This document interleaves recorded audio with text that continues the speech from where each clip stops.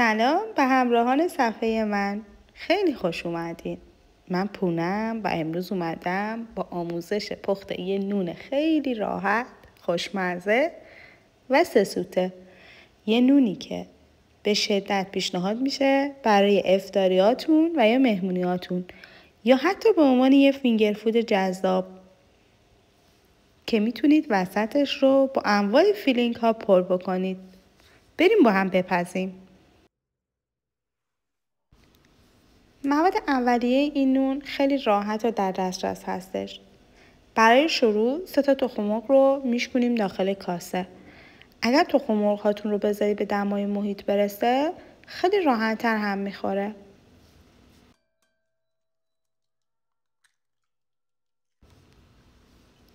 بعد ماست رو اضافه میکنیم، روغن رو اضافه میکنیم، شکر، بیکینگ پودر و یه مقداری جوش شیرین. یه چند قطره کوچولو هم آب لیمو ترش و شروع میکنیم به هم زدن تا مخلوط و یک دست بشن.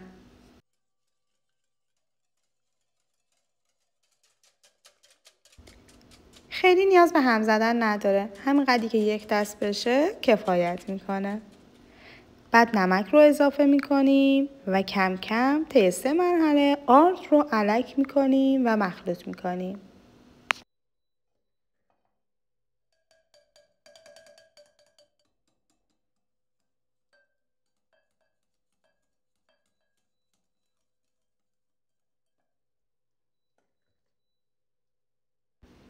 آرد رو حتما آروم آروم اضافه بکنید که مخلوطتون گلوله نشه.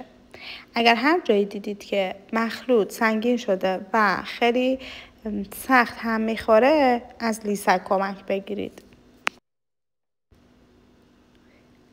همین قدری که مواد با هم دیگه مخلوط شدن دیگه هم زدن کفایت میکنه. مواد این خمیر رو خیلی نباید هم بزنید چون روغنش خارج میشه ازش و بافت جالبی نمیگیره. روی سطح کار یه مقدار خیلی کم آرد بپاشید و خمیر رو خیلی کوچولو زیر 1 دقیقه هم بزنید تا یک دست بشه.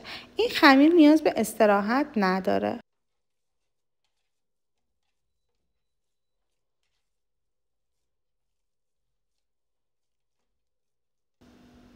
بعد خمیر رو خیلی آروم با سر انگشتاتون شروع کنید به باز کردن. دقت بکنید فرزش ندید که روغن نیفته و ازش چونه بگیرید.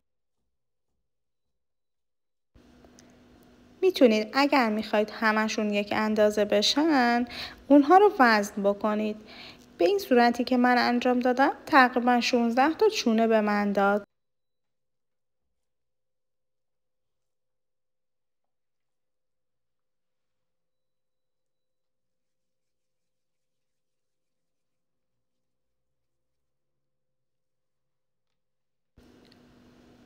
به این صورت چونه ها رو آماده میکنیم و اونها رو کنار هم دیگه میچینیم. بعدش داخل یه ظرف پنیر خرد شده و جعفری خرد شده رو اضافه میکنیم. خیلی ضرورتی نداره که جعفری ها خیلی ریز بشن، همین قدری که یه مقدار خیلی کم خرد شده باشن کافی هستش. برای فیلینگ میتونید از انواع مواد استفاده بکنید. روی یه تخته کار و یا سینی یه مقدار خیلی کم آرد بپاشید و خمیر رو به صورتی که من نشون دادم بازش بکنید. از موادتون به دلخواه من اندازه 1 قاشق غذاخوری ریختم. بریزید داخل خمیر و خمیر رو مثل ویدئو فرم بدید. خمیر رو کف دستتون مثل حالتی که نشون میدم حالت اشکی در بیارید. اما حسابی فشار بدید تا تمامی درزهاش گرفته بشه، چون که اگر درزها باز باشه از قسمتی که باز میشه مواد میریزه بیرون داخل فرم. همه چونه ها رو به همین ترتیبی که نشون دادم بهتون باز میکنیم، وسطش رو از مواد پر میکنیم و بعد میبندیمش و فرم میدیم.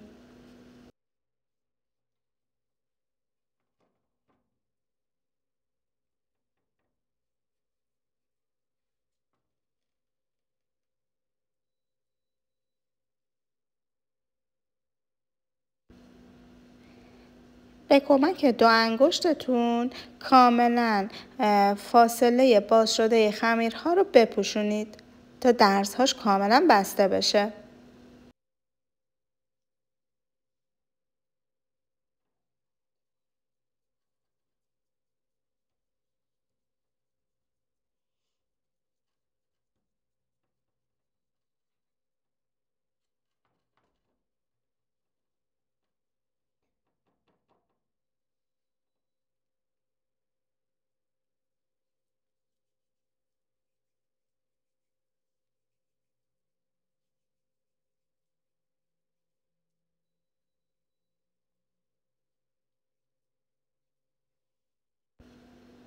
بعد از اینکه همه چونه ها رو آماده کردید، یه دونه ذره تخم مرغ رو هم بزنید و به کمک فرچه روی نون ها رو رومال بزنید.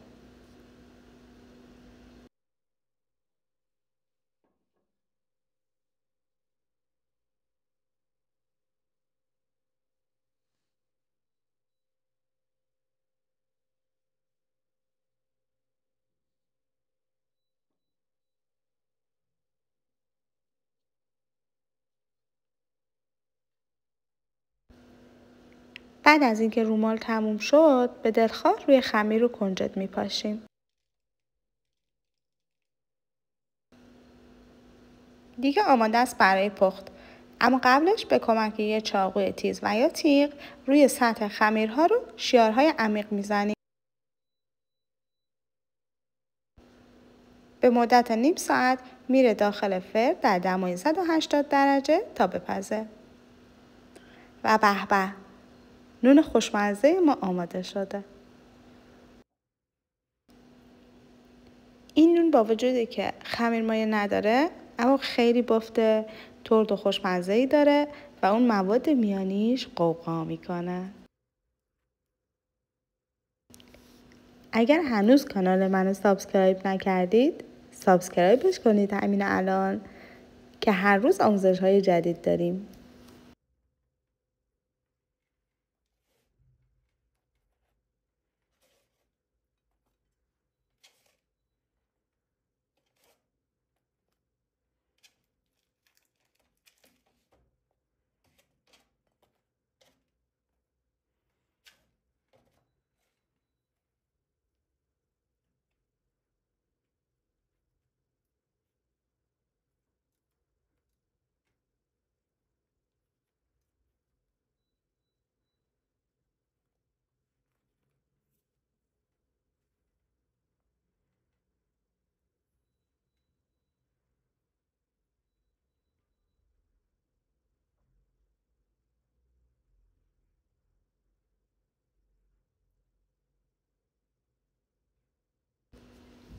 مرسی که تو این ویدیو همراه من بودید. تا آموزش‌های بعدی، خداحافظ.